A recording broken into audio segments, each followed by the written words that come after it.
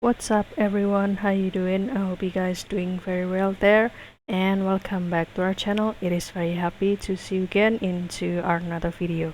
So this time I'd like to share you how to create the shake effect in the Adobe Premiere Pro. So without any further ado, and let's get into the tutorial. Well guys, you can open this Adobe Premiere Pro first, and after that you can go to this new project, and for example I'd like to give the name shake effect like this, and click OK, and click OK again for the sequence 1, and this will be the section to do your project.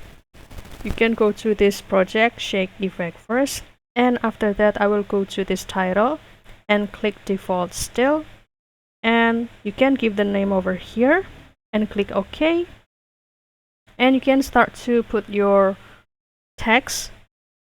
For example, I will type the shake like this, and after that you can choose this Lithos Pro White 94, and after that I will go to this selection tool and move this object or this text and close it.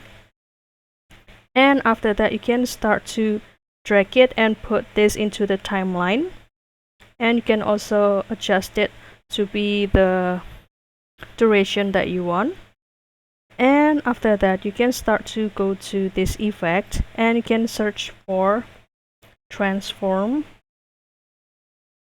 like this, click this effect, and after that drag it and put it into this section, into our layer or this shake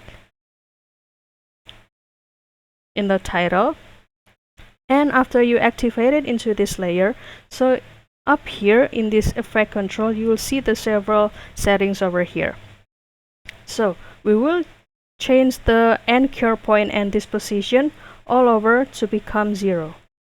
For example, this one, 0 enter, 0 enter, 0 enter, and 0 enter like this. And after that you can go to this Skew, and you can start to change it to become, let's say, 3. And after that you can start to put the skew, go to the skew axis and add the toggle animation, which means you'd like to add the keyframe for the animation like this, and put it in the last of the scene. And after that, for this skew axis you can start to drag this, let's say, to become the highest point. And after that you can start to play this text from the beginning, and this will be the shake effect that we have over here. And also you can adjust to it again, this skew axis.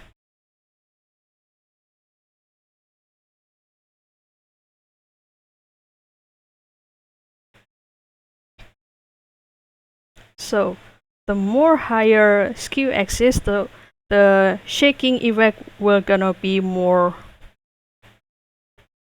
it's kind of more brutal or more movement. And after that you can also adjust the opacity, and here I will inactivate the use shutter angle.